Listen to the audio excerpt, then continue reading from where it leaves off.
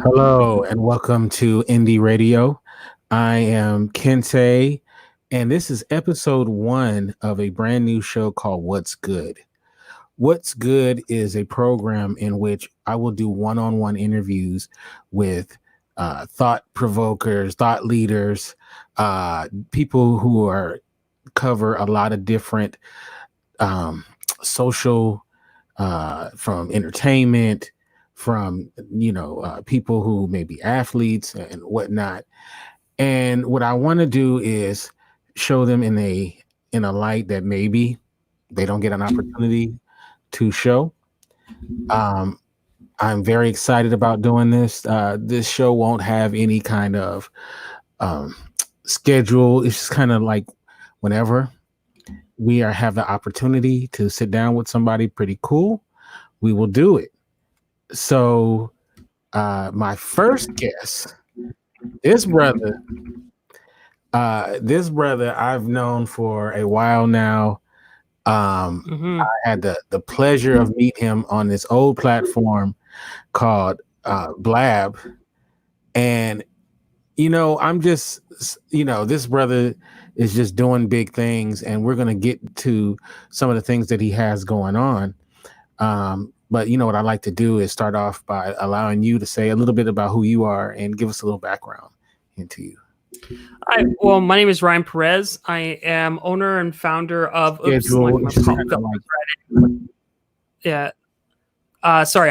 is Ryan Perez. I'm owner and founder of Bowtie Creative, which is a digital marketing agency. We do a bunch of things: web design, brand consultation, etc. I consider myself a brand savant, meaning that I develop and implement. Counterintuitive brand strategies for companies that want to be seen, especially in a crowded digital marketing space, digital market space. And I am the owner of Hustle Zone TV, which is a Black-owned Black media outlet that produces content that educates, that entertains, and empowers people.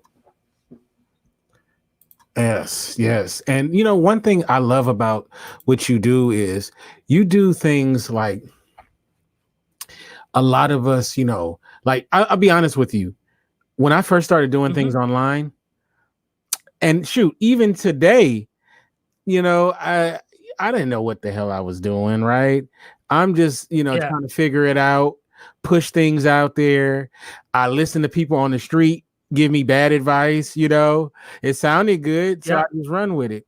One thing what I love about what you've done is, man, you've done the research, you've done the hard work, and you've put together your own. You've taken what's out there, but you've added your own swag to it, and I think that's so awesome of what you're doing. So and I've seen you perfect it over the years too, which is pretty cool. So can I just say something as an outsider looking in? What it comes off to me is I just see this guy in his lab, kind of like a mad scientist, sprinkling a little bit of this, sprinkling a little bit of that, to make the perfect I don't want to say Frankenstein's monster because that might come off wrong, but like making the perfect concoction, if you will. Am I far off with that?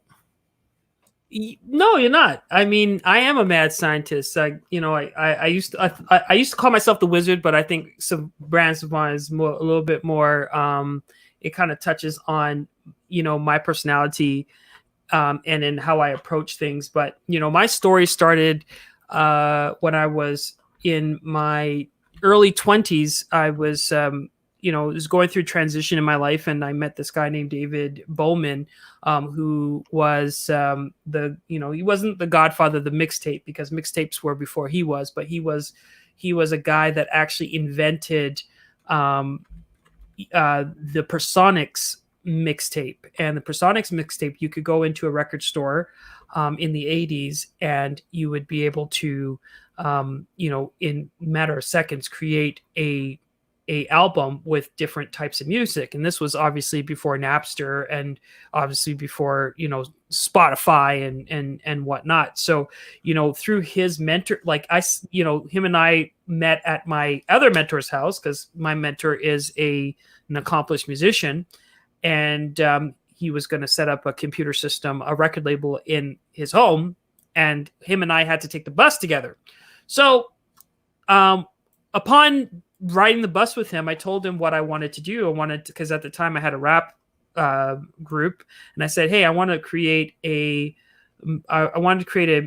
music label." And I had a drawing of the building. I still have the drawing. I still have everything.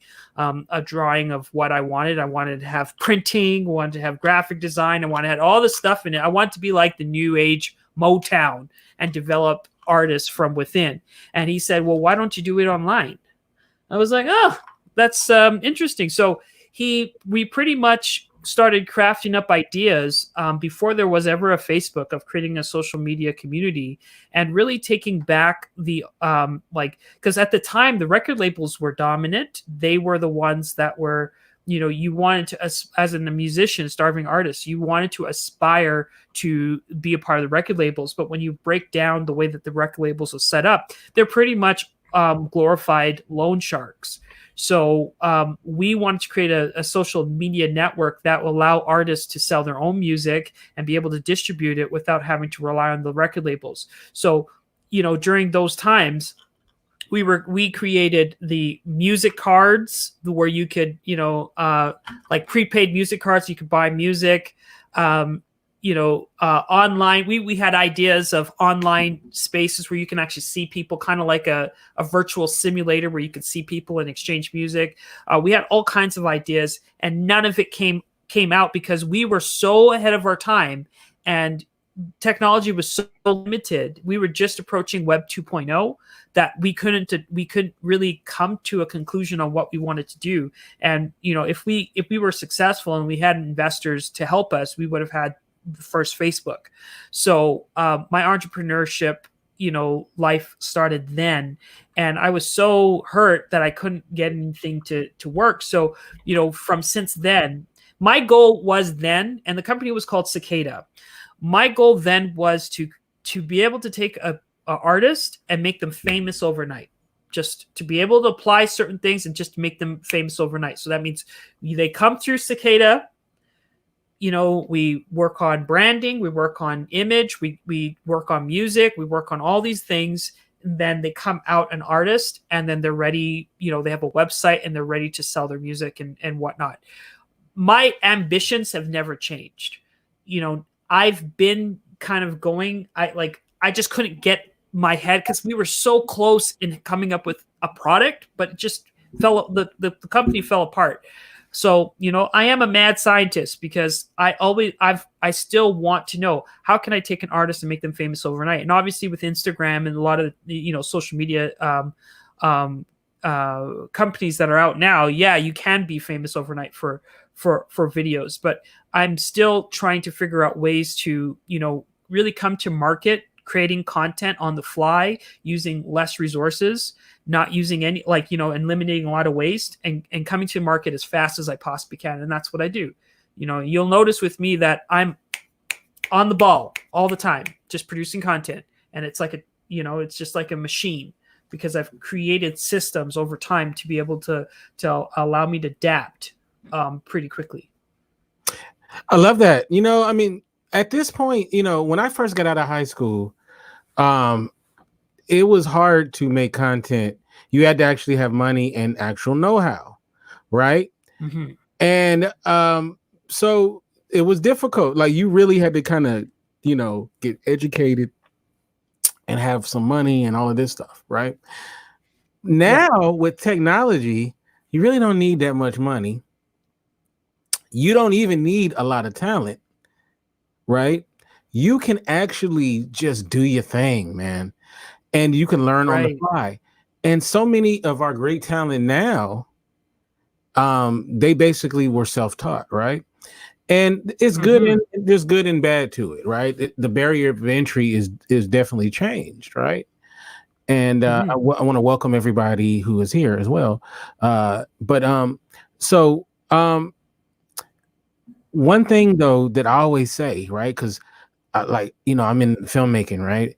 And people always say, Mhm. "Oh, you don't have to go to film school and this and that," which is true. I didn't go to film school. I took film courses, but I didn't go to film school. Is Mhm. you still got to do the work. You still got to do research. You still got to do R&D. You know, you got to keep your, you got to keep getting better at what you do. Now, so my question to Mhm. you is how do you get better at what you do? Like what are some steps you do to just keep your mind sharp and keep ahead of what's popping right now with trends and whatnot? Well, I don't follow trends. Mhm. I'm always ahead of trend. Like a lot of stuff that I do, I'm a student. I can say about my personality. My personality is that I am an introvert. I'm a loud introvert, so I will use social media to talk and whatnot. But when I say I watch everything, I watch everything. I watch everyone. I do not. I'm kind of like Warren Buffett, but with content. Mhm. Warren Buffett reads about 8 hours a day, and he flips every page and he looks at everything so he can find, stocks that have intrinsic value. Me, I look at everyone's content. I don't care who you are. You could be my grandma. I watch it. I look for intrinsic value. If I see something that will work, I adapt it. If I don't, then I discard it. So that's the process that I do in terms of educating myself. I stay ahead of trend. But the thing is that I was able to kind of discover a functional distinction that trends are, everyone is doing it is considered a trend, right? When you actually see an upswing in demand over specific content, when you see that upswing, that's considered a trend, right? And then it goes up, it kind of levels off, and then it declines. Or some trends just kind of take off, and like the Macarena. Everybody knows the Macarena, right? But there's a lot of trends that will follow the S curve, and then they'll dip and they'll fall. So I don't like to follow trends because you don't know when trends are going. I was when YouTube started, I went viral. Like I accumulated over my career probably close to 5 million views all together with a few different YouTube channels. Some of them are not here anymore, but over my lifespan, I accumulated. I tried to figure out ways of how can I understand these algorithms so I can make myself go viral, and I've done it several times. So I realized that when you're following trends and you're trying to make things go viral on YouTube, that is a career in itself. And honestly, you only get paid a few cents on the dollar, so it didn't really seem like an economical way of starting a YouTube channel, is trying to go viral all the time. And I was like, so how do I follow trends? Like, what is the best way? I follow people. I follow influential people. So the people that are at top of their game, that have the most market share, I follow them. I look for the trends within them. I follow communities. I'm a part of the communities. And you can usually tell when something's going to be a trend because you're right in it when you're creating something with someone. So I don't to keep myself updated, I just always keep my eye on, keep my ear on the ground, and I try to follow as much professional people as possible. I see someone said in the comments, like, that's what you do: continuously grind, create content, and when you finish creating content, create more content. This is a mindset more people should have. Yeah, and I agree with that. I just wanted to just touch on that comment that, create content. But one thing that I do when it comes to content is I don't just create content. I find a community, I analyze the community, and then I give them what they want. I don't just aimlessly create content because I said in another video that if there's a lot of people, then be loud. If people are interactive and and interactive with each other, be loud. When people are not touching your stuff, don't do it. Don't spare your time. Right? You want to be in a place where people are actively giving feedback. They're actively exchanging ideas. You don't just create content because what happens is that you burn yourself out, especially if you're not getting the views and things that you need. It just doesn't make sense. And we following trends is great, but or creating content is great, but we never ever really measure the implicit costs that we have explicit costs that are the costs that we pay for cameras and whatnot, and then we have the implicit cost, which is our time, and we never measure our time. And then we look at our channels, we look at our businesses, and we're not getting any sales, nothing is generating, but we're still creating constant content. And that's kind of like the Gary V's of the world. They're like, yeah, create content, always be in people's faces. I don't believe that. I say, don't treat this arbitrarily. Really understand the group that best, and cater and create content to cater to them that they like.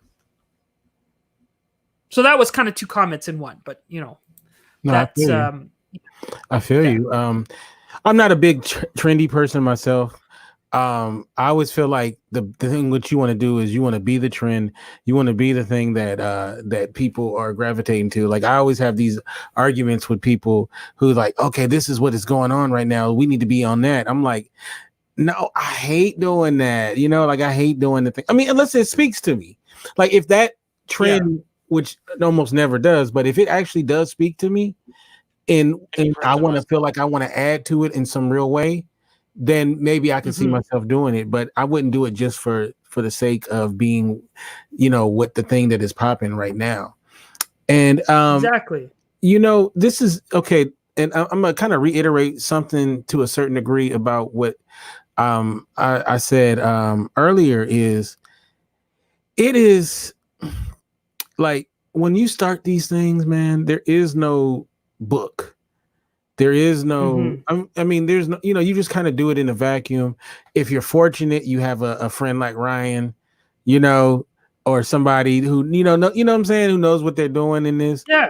And a lot of times when you even know people who are doing their thing, they ain't really trying to share too much information because, they start thinking you're going to encroach on their thing.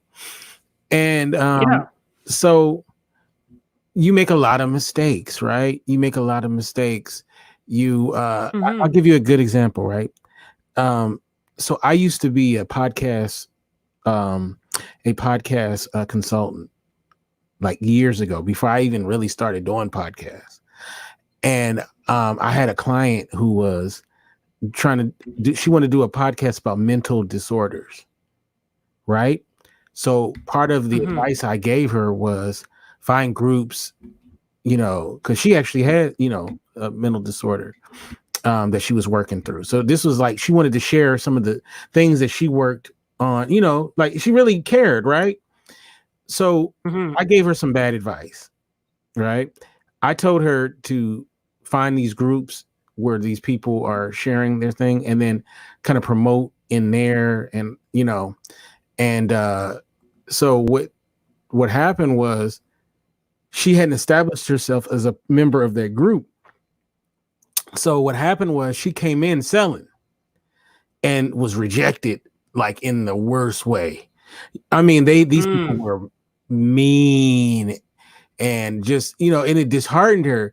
And she only did it because she was listening to me. And I had to learn that, like when you join a group, you want to establish yourself in the group first as someone who really cares about what's going on in that group. And that you're not just somewhere pushing your wares, right? And but I had to learn. She had to pay the price for what I had to learn. So we can argue if I was a good consultant or not. But that's just one example of where I had to learn myself. So I'm assuming you've probably had some hiccups along the way and whatnot.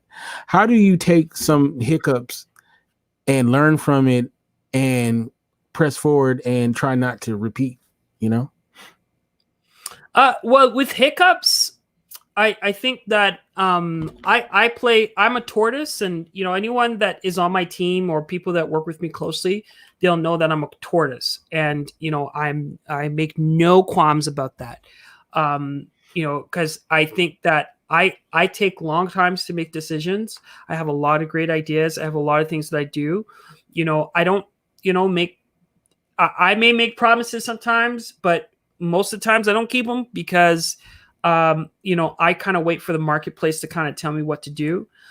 Sometimes I'll take risks, but it's only risks that are at low risk. Not low risk, but there's just high opportunity. There may be some risk, but there's, high opportunity. So I'll take it. But I take my time and I break it down into little chunks, into little fragments. And I try to complete every sprint or fabric completely. I try to do it, I try to do it to the point where, I have something if it's just mastering, video editing at level 1, I master level 1 and I will produce level 1 type content until I know that I have that I have consistent systems in place to allow me to go up to level 2. I personally have the ability to do level 5. Right. But I purposely drive at level 1 because my competition's not at level 2 yet. So I don't want to go all out, because once people start competing, then I come with guns blazing. I'm like, okay, what's up? What's up? Want to level up?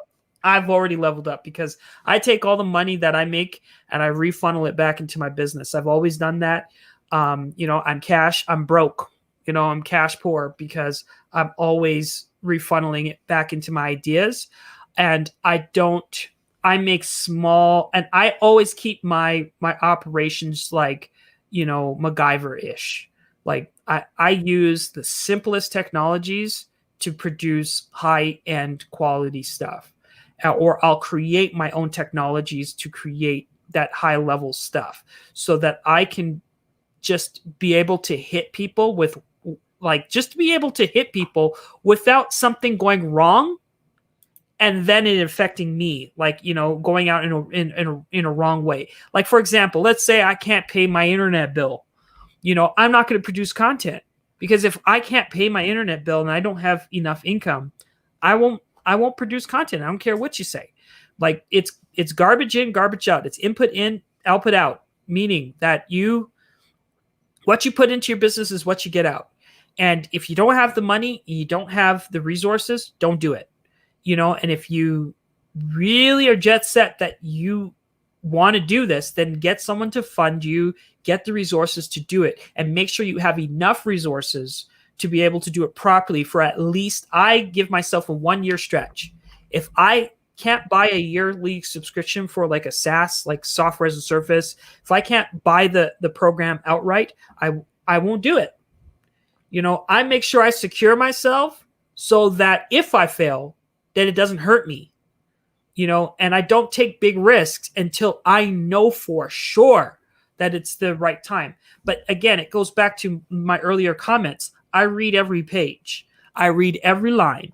I read every dots, every semicolons, colons.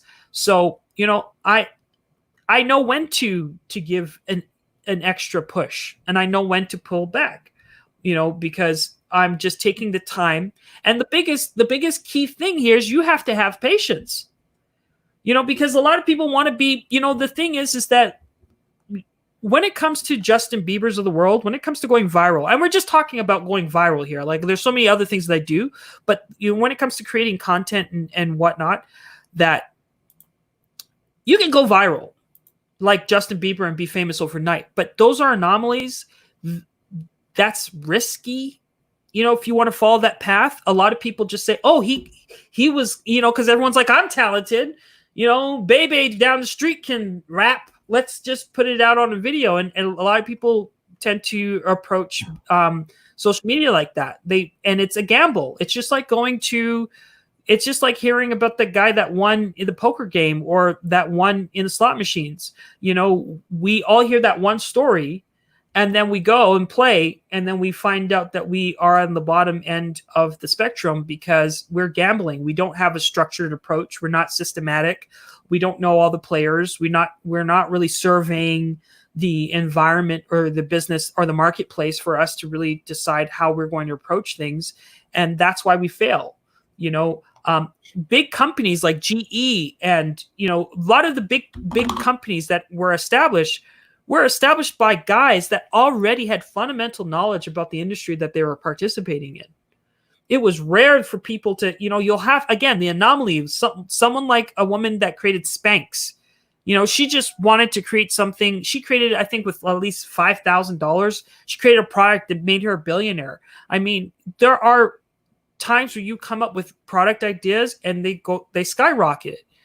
But that's the top 20%. The 80%, most people have to do their research. Most people have to have a really good fundamental understanding of what game they're playing so that they can break the rules. Yeah. And do it without, they can break the rules and do it without people noticing what they're up to. That's what I always tell, like my nephews, they always want to find the cheat code. And I'm like, learn how to play the game before you start cheating at it, Yeah. It's crazy. I sold the owner of Spanx their first office computer. Interesting. Oh, awesome. See, he helped to the Spank craze in his own way. Okay, so let's talk about. I see you have a bow tie on. Is that made out of wood? It's made out of wood. Oh, that's made out of oak. Oh, okay. I like it. Let's talk about bow tie creative. Awesome. Yeah. Let's talk about it and what it is, how you got started, and what exactly you guys do. Well, I was back in the days when I was 17 years old, when I was in computer class, when I should have been focusing on computer class, I was doing graphic design and on the computers. Like we had ComTech class. And so I was just kind of learning how to do graphic design. And my first gig was with a football player. I will not mention his name because he's really not a good guy, but he was a football player for the Calgary Stampeders, gave me an opportunity to create my first flyer for an all ages jam that I hosted. And, I had hosted probably 3 all ages jams and they were packed. My friend and I, shout out to Sean Brown. We had all the girls, we had all kinds of stuff, like probably about 400 people in the venue, and I was popular. I just wanted to create those. I would see let me just take it back a step. Like my father was a promoter, and his best friend was a promoter. They brought Will Smith to Calgary. I got to meet Will Smith and Ice-T and a lot of these. I don't remember. I vaguely remember Will Smith. Just because I was trying to jump over his head, trying to take a picture because he was so tall, and I was the kid in the back trying to I'm like, And so if we ever find that picture, you'll see me like, but yeah. So my dad was deep into hip hop, and he was like an early adopter of hip hop. So he'd be playing hip hop music in my crib, and he'd be putting on parties and in a place where a lot of people, like we're in Redneck, like I live in redneck town, essentially. Like, a lot of people at the time did not like hip hop. So they had billboards saying that rap was crap. So my dad, they had the rights to sell the Source magazine and whatnot. So, I had early exposure to hip hop and promotions, and I would see all these designs around like hip hop flyers. So, I was like, what, I could do that. So I started developing hip hop flyers for club shows that I was doing. I was doing coat check for an after hours club at the time, and I was young, but I was still there, helping out and whatnot. And that's what spawned, the first company was called Boom Graphics and Design. And then I changed it to Simba Graphics and Design. And then I changed it to Ryan Perez Creative Agency. And then it became Bowtie Creative. So I started off as a graphic designer. Then over time, I started educating myself. I didn't take any I didn't go to school for it. I just took online courses and, pretty much taught myself all the necessary things to make me into what I am today. So I do graphic design, I do branding, consultation, video editing, web development, all of those skill sets I kind of learned by myself. And, I'm pretty much self-taught. So Bowtie Creative is a creative agency that helps people with their branding. And, I like to work with smaller businesses and people that don't necessarily yet have a marketing director to help them. So I pretty much thrive in giving them the initial advice for them to jumpstart, their brands and, their companies.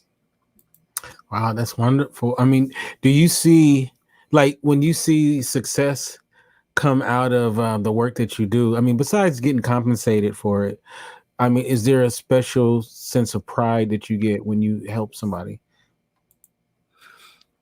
No, like I've in general, a lot of people don't I'm online all the time, but I'm a very private person, and I'm also a very humble person.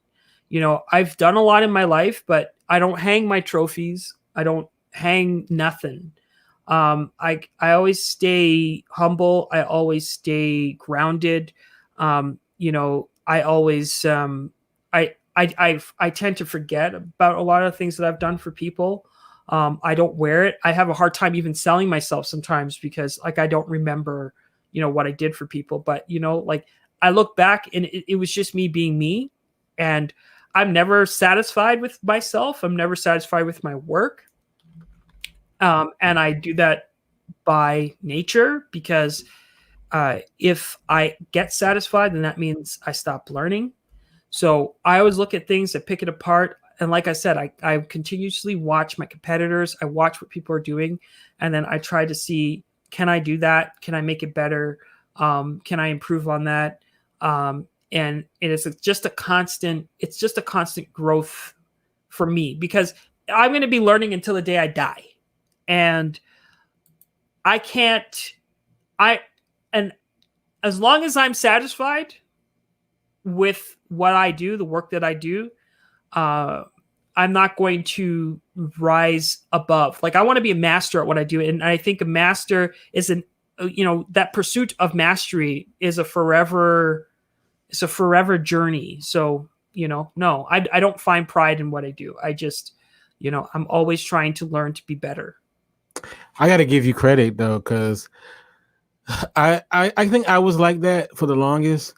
And my whole thing was I would do things for people that they didn't even know I did. Right. I would, because I didn't want no credit.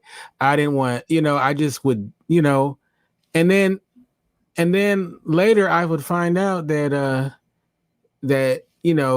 I would have these issues with people and I'd be in my head thinking like, well, I did this and that.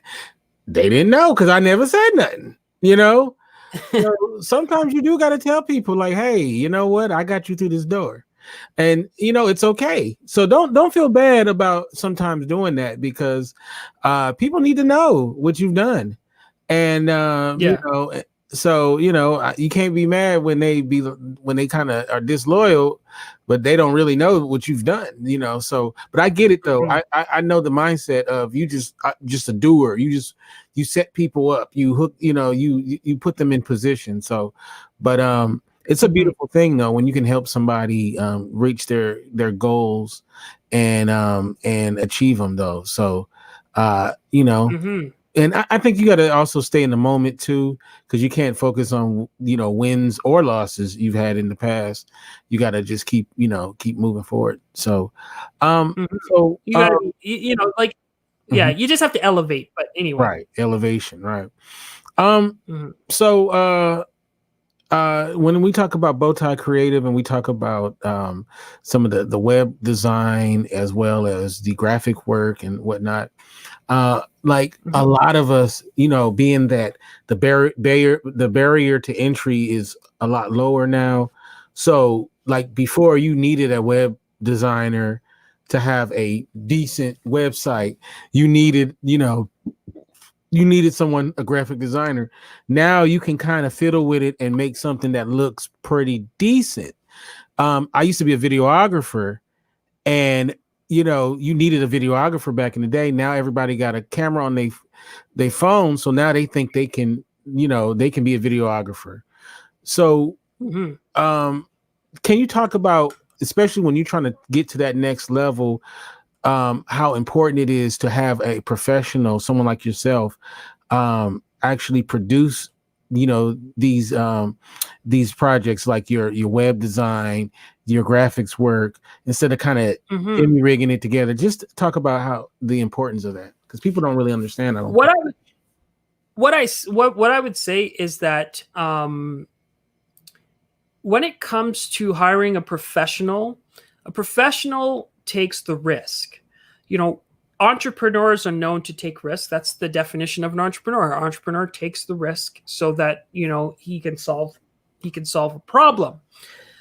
Professionals do also take the risk. They go to school, they learn, and they're constantly trying to upgrade their skill sets. And there's a lot of things that are not necessarily apparent to the layman person, or the layman person that just wants to put a website up. There's many variables, and there's many things that are involved in trying to produce a successful company and developing a successful web presence and whatnot. And if you thought that you knew everything because you have a Wix account, you know everything about web design, that's great for you.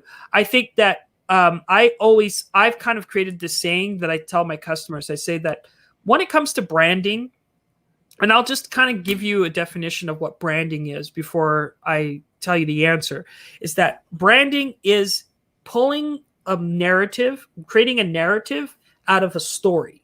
So the story is the story that you and I are living right now. We are sharing the same story, but you're in, I think you're in LA, and I'm in Calgary. So we're approaching this at a different narrative. So when I write my story is going to be, it was 7:00 in the PM and it was snowing outside. Whereas you're going to say it was sunny out. We have different, even though we share the same story, we have different narratives. A narrative is pulling out a timeline of a story and crafting that story to a specific audience member. And that is branding. And then you put a logo on it. So to identify the narrative that you created, which is it's your perspective. It's your creation. So you put a name to it, you give it a brand, and then you have a brand. Branding, that process of creating a narrative and constantly understanding your story, that process is expensive. Now, and the thing is that once you create that narrative, it's a living and breathing thought, and it has its own identity. It has its own community. You could be the parent of that thought, or other people can take the thought and invest in it. So if you don't invest in your brand, then other people will invest in it. And unfortunately, if whoever puts more effort and resources into the idea, it becomes theirs. So I always say, if you spend $500 for your logo, for your website, and you're done, and you're now going to make billions of dollars, good luck. Not everyone is successful. Again, it's that Justin Bieber effect that maybe one person will be successful at it. Not all people will be successful at it. If you don't invest in your brand and don't put the right appropriate people in place, then other people are going to invest in that brand for you. That is your customers, your stakeholders, your vendors. Everyone will have, and especially if it's a negative perspective, they will own that brand, right? So if you really understand, it's just like your child. It's like if you don't take care of your child, someone, social services is going to come and take away your child. And, then that child is no longer yours. You cannot instill the values. You cannot build it you can't build that child. And then once the child is grown up, it's too late. So you want to make sure that when you create a brand, that you protect your brand. And by protection, you need insurance that it's not going to change. So you need to be actively listening to your customers. You need to be actively trying out other products. You need to be actively looking at your competitors. You need to be actively reinvesting in your brand and fine-tuning that narrative so that it gets stuck, because that is when a brand becomes valuable. Like Just Do It, Nike. Once something catches fire, And once once your brand takes off and shoots off, it gets stuck in people's mind. And that seed that you plant in everyone's mind, you cannot put a dollar figure on that. It's worth billions once it's stuck in people's mind. And the process of branding, we do it every day. We're not brand professionals, but we have our names. My name is Ryan Perez. So when you talk about me, you say, hey, I know Ryan Perez. Ryan Perez is this and this and this. And oh man, he could talk. That's like, everyone has their thing. Or Ryan's too. Doesn't Ryan go to bed? Like everyone has certain things because I'm consistent. I do things repeatedly, but everyone knows who I am based on my actions, based on the narrative that I set. So if that's how we treat ourselves with, how we treat each other when it comes to our names, what do you think about your brand? So when it comes to your website, comes to graphic design, comes to your videos, you need to understand the value that every time you put something out into the universe, how much value it has. And you just don't want the wrong person to take it and actually invest their money into it. Because if you have a good product, best believe they're going to invest in your brand they're going to use your brand to sell their products. And you don't want to do that. Yeah, they say invest. They say that if you don't define yourself, then somebody else will define you. So you definitely want to do that. Another thing too, since I've known you, you created Hustle Zone. Now, first of all, dope name, Hustle Zone, and kudos on that. But for those who may not have heard of Hustle Zone or don't understand what it is you guys do at Hustle Zone, please explain. Yeah, so Hustle Zone is I was with my ex-girlfriend at the time, and the name came up. Actually, it happened in Blab. We started off as the 1% or the 1% jam session where entrepreneurs would come in and they would talk about their stories and stuff, and there would just be exchange of entrepreneurs just pumping each other up. And it was we were using Blab because you could have 4 people on the screen, similar to this. We're all talking, and we were the only content on Blab where it was when it came to entrepreneurship, where it wasn't canned responses like, yeah, so your personal branding is this and that and la la la la la, and here are 10 steps on how to improve your brand. No, it was entrepreneurs telling their stories, and we wanted to know what made you successful. And then people would be like, I had to skin my cat and I had to do all this stuff. So I saw something there. I didn't know what it was, but I called it the 1% jam session at the time, and then I kind of rode with it. And when Blab closed down, then we kind of went and found different platforms to try to do the show, but it just still didn't work. So, the 1% jam session kind of, it blew up. And then I changed it to Hustle Zone because, the guy that I was doing it with, he kind of wanted to do his own thing, and he had the 1% show. So he went and did his own thing. And one day I was actually, I was watching and observing him and a guy named Gallant Dale, who's a very successful entrepreneur. And they would get on camera and they'd be talking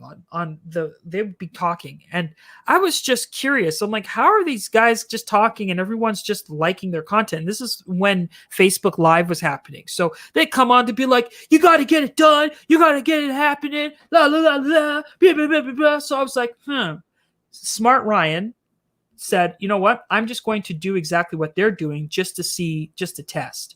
So that's exactly what I did. Made a lot of people hate me, but whatever. Went on and I started doing the rants, and I was like, man, you got to get up. Totally not my nature, because I'm an entrepreneur. I'm not an entrepreneur. I'm an introvert. Not my nature at all. So I was pretty much putting on an act for a couple of years, just be like, gotta do this, you gotta do that. And they were recirculating the same content over and over and over again. So I started circulating content over and over again. And then one day I was with my girlfriend and I came up and I was just kind of mocking everyone, mocking her in the room. And I'm like, welcome to the power zone. Welcome to the power zone. And then, she was like, don't put me on camera. I was like, okay.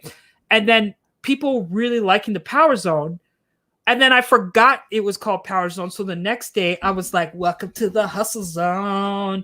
And that's how the name came about. So we kind of developed the name around, or the Hustle Zone name around these entrepreneur rant videos. And then I brought back the 1% Jam session, but now it was the Hustle Zone show where I would bring on guests to talk about their stories. And then it kind of developed from there. And it has gone through different phases. Most of the people that were watching were from Florida. They were entrepreneurs and redneck. And when Trump got into office, a lot of racism on my feed in my timeline. So I was like, you know what? I'm going to invert this. If I'm going to use this platform, because at the time I couldn't really talk about, like, there was a lot of, like, kids were getting shot, Trayvon Martin, a lot of these things. And I couldn't talk about it because my fan base were Republicans. They didn't really want to talk about these racial sensitive issues. And if I brought it up, why are you being so negative? We're positive. It's like this cult mentality that kind of came with the entrepreneur rant videos, right? So I said, you know what? I don't care. I'm going to change this brand and make it about, Black people. You know what I mean? I was going to, and it was a transition, but I did it because I was like, you know what? I'm going to do it because I'm going to use this if I'm going to have a platform and I know this platform is good and I know people are watching, I'm going to use it because I don't want to go to bed. I don't want to die with my son saying that he never saw his dad stand up for injustice, for kids being killed in the street without due process. My kid is not going to see me not stand up for my people. So I slowly changed the brand to make it a Black media outlet. And we're going to be doing some Latino content too, but make it a Black media content. And then once I changed the audience from 0 followers to now over 30,000 people watch my stuff. So we produce content, we create videos, and it's my people, and majority of the people, probably 60% of the people, are Black women that support, and they're starting the conversation. So, it was the best decision that I made, because when we have, like, in the Black community, we circulate so much money, and we have so much power and so much influence, and we inform mainstream society, but yet, we don't ever create content for ourselves. We don't ever do things for ourselves because we are afraid. Because people are like, well, if you're talking about, Black people, then you're just alienating yourself. I'm like, yeah, because you know what? 30,000 people times 5 is good alienation. That will pay my bills. Okay. So I don't care. I'm going to alienate myself because I know my people. And I kind of created this principle, this law, and this law in social media is called the law of proximity. If you're starting a business, you first have to create what's in proximity to who you are. So if you're a white female, create for the majority, create for the masses, because everyone identifies with white females, right? They are prominent. If you're a white female, create the content that works for you. You don't have to cater to Black people, but if you're Black, or if you're Latino, start with your group first. Create content, and we're most critical in our group. So that's even better, because if we come from a group that is more critical about the content that you're producing, that means you just have to level up until you get their support. And that's pretty much what I did. I created content until I leveled up, until I started going viral. And now I get over 100,000 impressions per day. I get likes every second. I get comments every second, because I tapped into my community. I serve my community. I met a lot of people along the way. Celebrities liked my content, and that's just it. So you start with and when you look back and you look at anyone that was successful in the media space, look at Oprah. Very successful woman, but we all forget that Oprah started off doing smut television. Right. Okay. She had, and let's not forget, she had green contacts in her eyes. Right. And she was there wanting the tea. She was, because I remember when I was even as a little toddler, my mom would be like, "Girl, I'm watching Oprah," Mm-hmm. right? Just the inflection, "Girl, I'm watching Oprah," like, because we know you're gonna be watching some scandalousness on Oprah, right? They Mm-hmm. had white supremacists, they had all kinds of not Louis Farrakhan, but that was more like Donahue and stuff like that. But that was Oprah then. And she had loud content that kind of appealed to everybody. But then when she got to a certain level, then she changed it. And then she made it about peace and, about upliftment and Deepak Chopra and enlighten yourself and look to the stars and think about it all. That's, and then she started catering to, but when you look at any major, like if you look at Michael Jackson, for example, again, Michael Jackson, he had the support of the Black community before he became mainstream. And what we're saying with Hustle Zone is that Black people inform mainstream culture when it comes to music, when it comes to cinema, it comes to anything, when it comes to even slang and whatnot. We inform mainstream culture. So in order for you to grow and to be a big brand, you first have to win over your people, and you have to lock down your people, and you have to love your people. You have to give to your people, and they'll give back to you. And then once you do that and you grow, you become a big brand, you still have to cater to your people because they're the ones that are lifting you up. Because when we look at Gayle King right now, when you don't cater to your people and when you're not acknowledging what's happening, when you become disengaged and we pull the rug, and then you're crying because even though Gayle doesn't need the Black community right now, she does because she's crying at home because nobody likes her. And straight up, and Oprah's crying like, she is not okay, she is not okay. You don't get a car. You don't get a car. You don't get a car, right?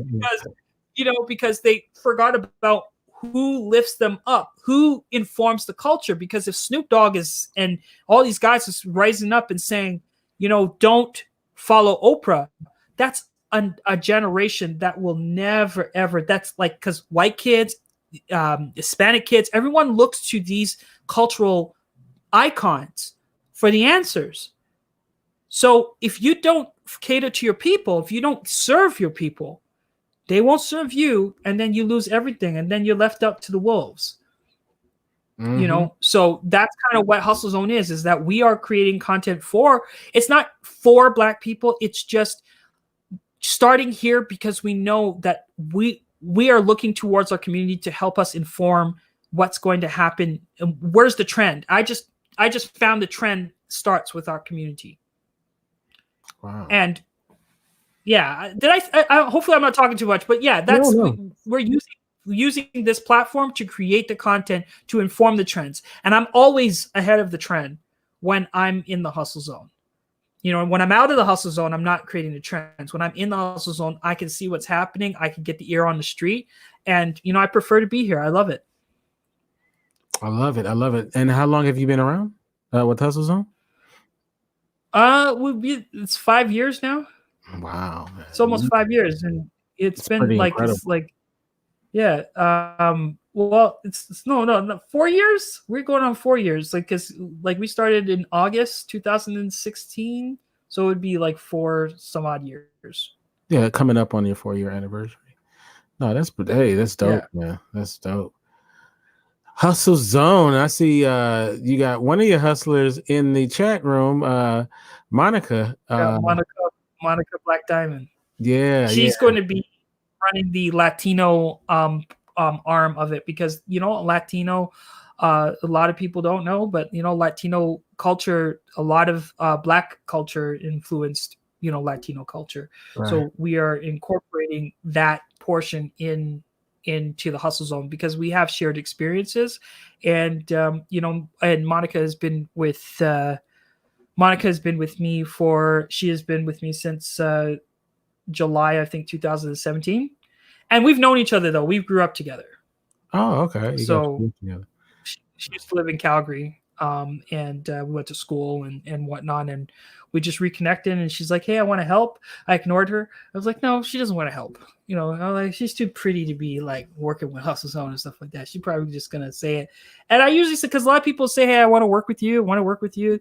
And I kind of kind of brushed it off, but she just kept on being persistent and persistent and persistent and persistent. And, she's just been, supporter of Hustle Zone from since, she asked me, and, and I've produced her Monica Black Diamond show and all kinds of things. So she's going to be working with me to create some really good content. We actually have a show coming up called the Hustle Zone Jam Session, which is a play on the 1% Jam Session. But we're going to be talking about, we did a test run and it was very successful. It was called the Night Night Show.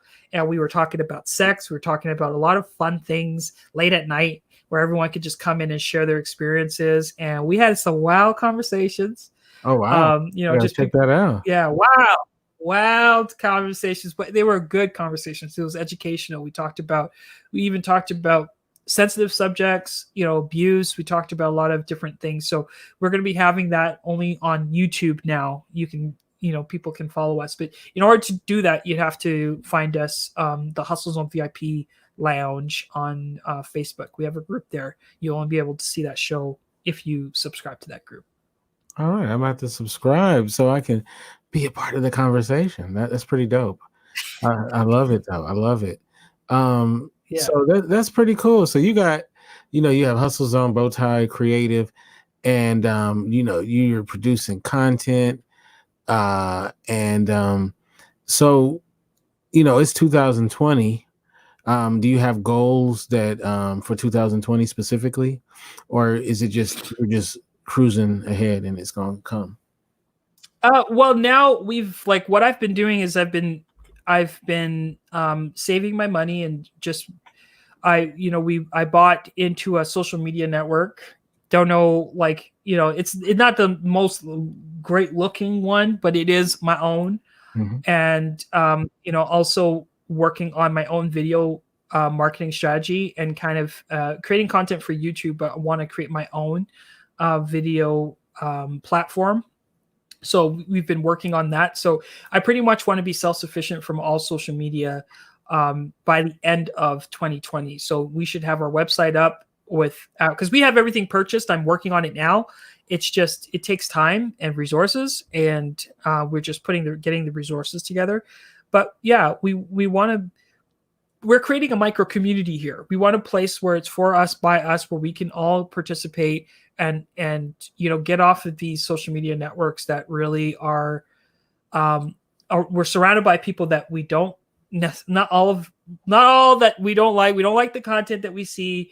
It's not organized, so it's going to be a place where you can come to watch videos, to get educated. And it'll be like, the website will be like a Netflix for the Black community, essentially, or for, like ethnic, urban. I hate to use those words, but whatever.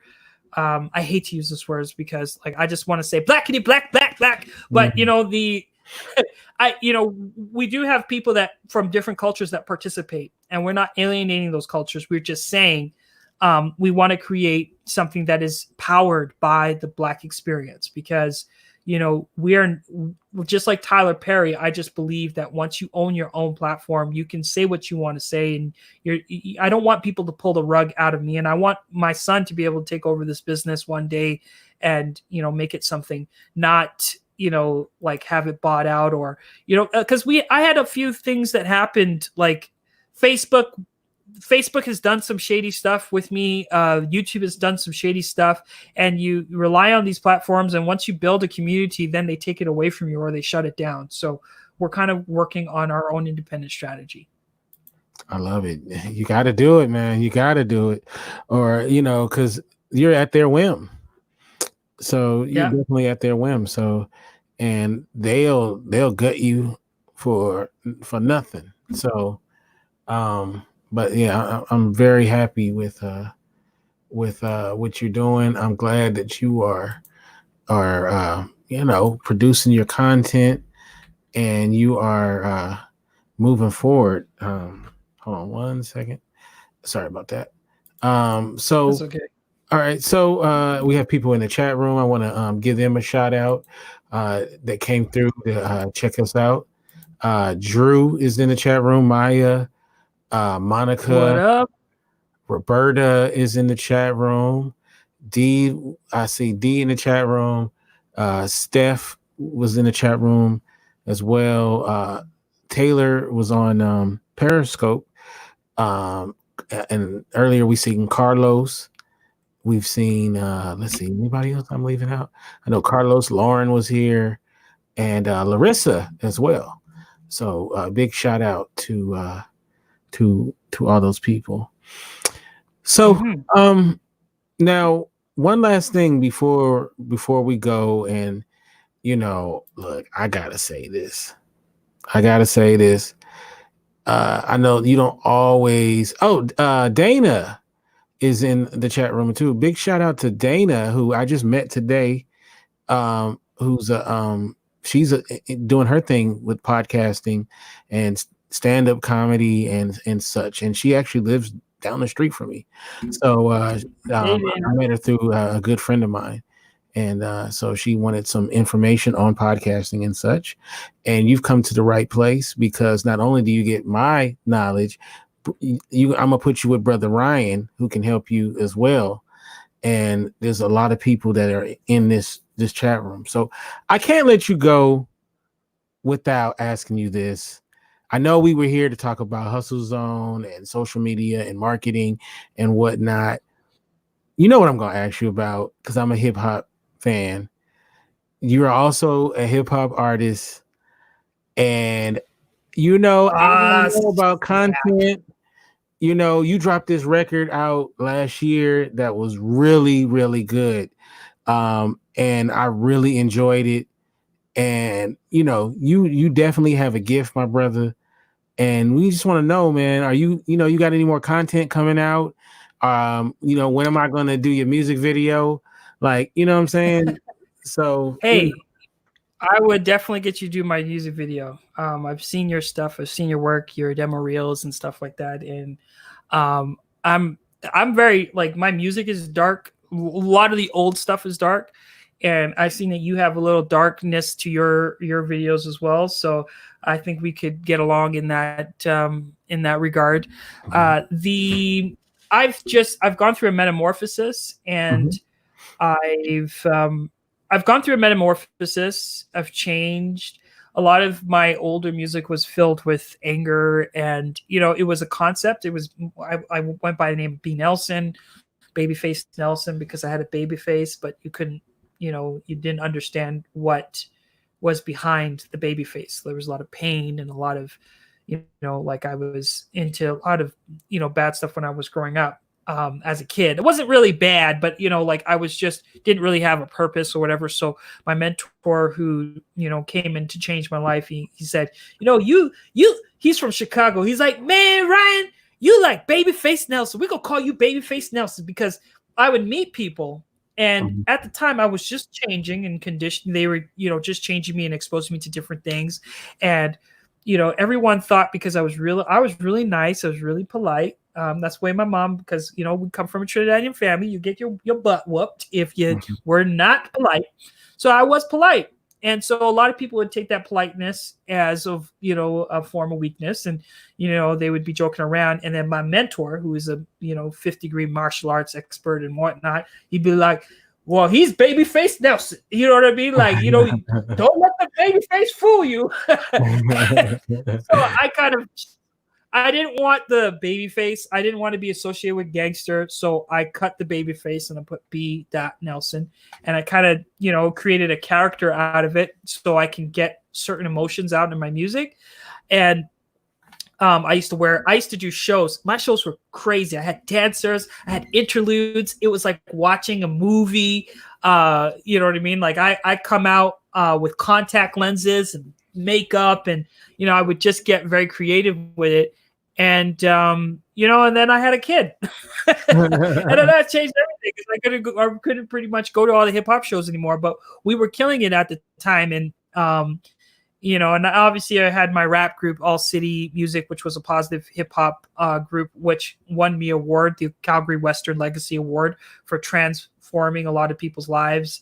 At the time, I was going school to school to help, kids that had anger, how they can take their frustrations and put it into song and put it into rap.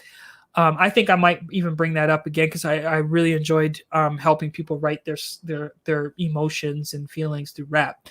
But I'm writing music now as a new person, as a like I've gone through so much in the last few years. I've developed. I'm 36 years old. I don't want to be like where I you won't catch me in a boat with a hat and you know what I mean with Nikes and nothing like that. And nothing wrong with that, folks. I'm just a classy man. And I'm still, I can still spit and I can still write beats. If you guys follow me, follow my stories, you'll see me creating songs in my stories because I have audio hallucination. So I actually hear music all day long. So music's a part of me, and if I'm not on camera, then I'm singing throughout the house. I'm always singing, and I always have new ideas. So I kind of took that as a way of an outlet, and I would go on my stories on Instagram and on Facebook, and I would be like, "Oh, I got an idea," and I come down and I'll play the music. And so if you follow me, you'll be able to watch me create a song from finish to end, probably within an hour, and it's banging. Wow, hey man. But I don't know if I'm going to release it. But oh man, I love that though. Like I love that kind of inside baseball type stuff. Where, you find out how they made the sausage. I love that kind of stuff. So, definitely, man, I like to be privy to that though. That'd be dope. But like I said, man, if you got a video, maybe from your last, I mean, not a video, but a joint from your last joint. That maybe we can figure out how to make a video or something. I know we're in two different places, but maybe we might come up with something cool where we can would you do that? For do it pro sure. bono? For sure, I would definitely. I'll send you a song because I think this song is fire. Okay, I'll send it to you. All right, so Wanting send me a song, and yeah, so yeah, we'll figure it out. We'll figure out how we're gonna do it. But and I don't have a lot of experience doing music videos, so this will be great for me because I used to get offers a lot to do music videos, and I would always turn them down because when I would sit down, like I could write like a whole movie, dramatic. I can write, anything, but then I would try to come up with like a concept for a music video, and I love music, you know that, right? We always have big music conversations. Then I just I don't know, man. I maybe because I just wasn't into it, but now I kind of want to expand to do that. So so this would be cool for me just to get that muscle going. So, and I have some friends who they do that space, so I can call upon them to help me out with it. So that'll be fun to do. It'll just be something different and fun to do. So and yes, and I like to do maybe I can get my homeboy Keenan, if you're out there listening, because we've been talking about doing something with music, and I like the idea of there's a community where you guys are putting out musical content. It'd be cool to have like an hour or something like that where we expose people to the content, the musical content that people are doing. I think that'd be great as well. So that would be dope. Yeah, and one last thing is I used to do a show called The Playlist. What I would do is I would have a guest on and they would give me a 15-song playlist, and we would play the music and also talk about why that music meant something to them. And the only two rules was you can't use one album because that's kind of cheating, and you can only use one artist twice on your list. So you can't, because I didn't want like one out, even if it's a great artist, I didn't want it to be just, to me, that's lazy. I wanted people to actually put thought into their playlist. So I want to bring that back because I got to figure out a way around the copyright. Or I know there's that. I was just talking to Dana earlier, who's in the chat room, and also my friend Keenan talked about this app. I forgot. It's called. If you're in the chat room still, Dana, please put the name of it. But it's where you can play songs via Apple Music. I forget what the name of it is.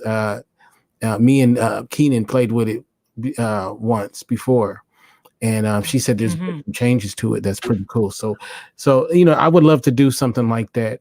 Because I love music, man, so much, and I love what you've done. I like the fact that you are so creative and that you are not afraid to like dip your hands in a lot of stuff and do it at a high station on. Thank you so much, Dana. Station on. And so it's great, man, that what you're doing. And also you have a young son who's a dancer too. So, Oh yeah.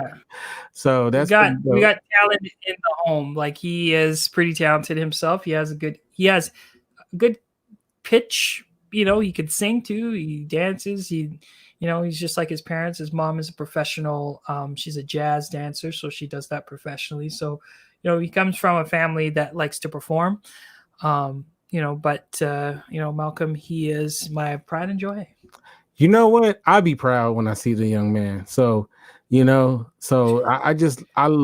said this a million times. I just love to see, and I can see the pride in your face. So I think Malcolm, we all love Malcolm in this community. So, so he has a lot of godfathers and godmothers, Oh so, yeah. and he's what, 8 years old now, right?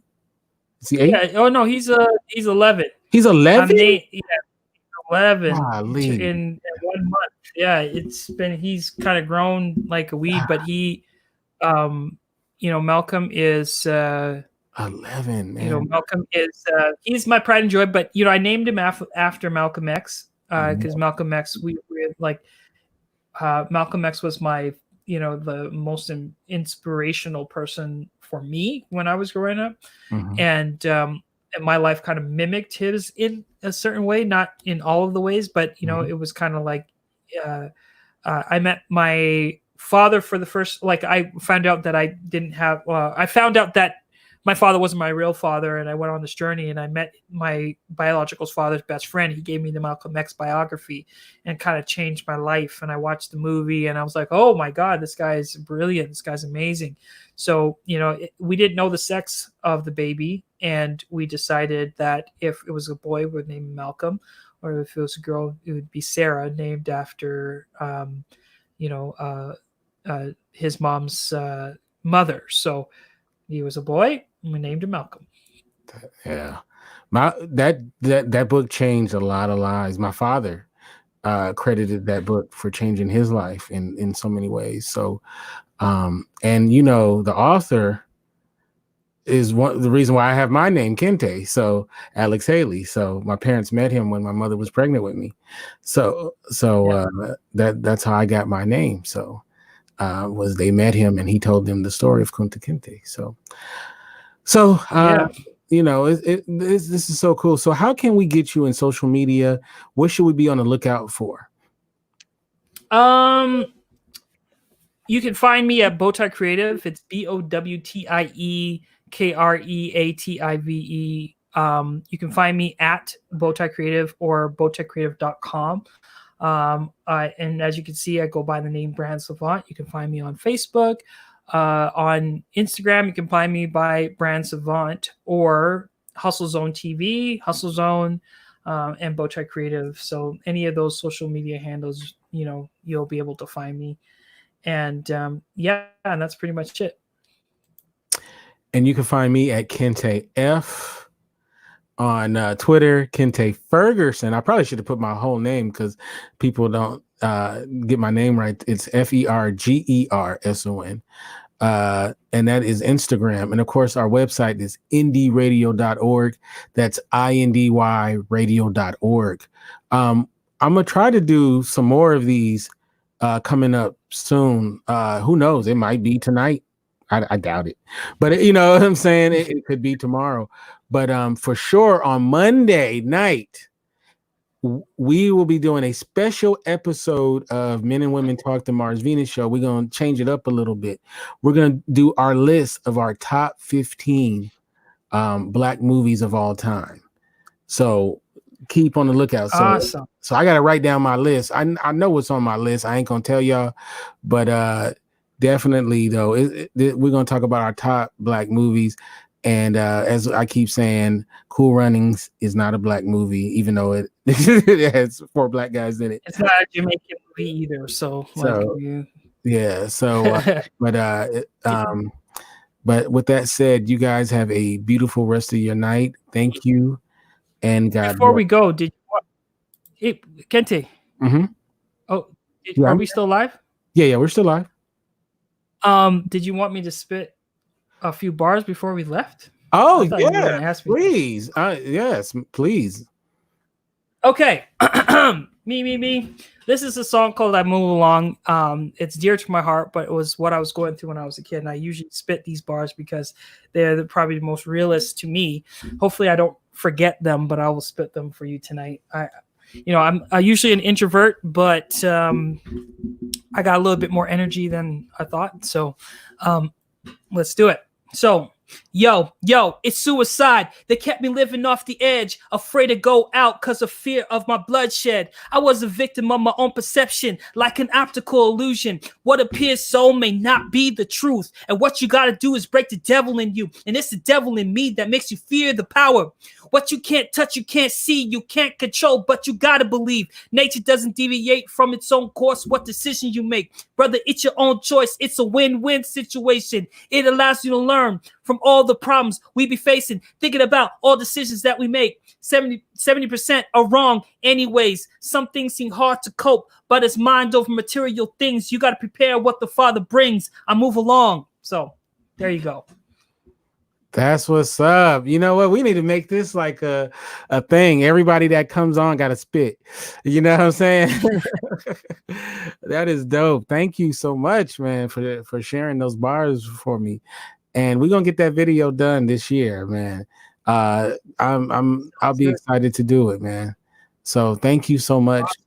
And this is What's Good with Kinte, episode 1. We'll catch you next time right here on indieradio.org. Peace.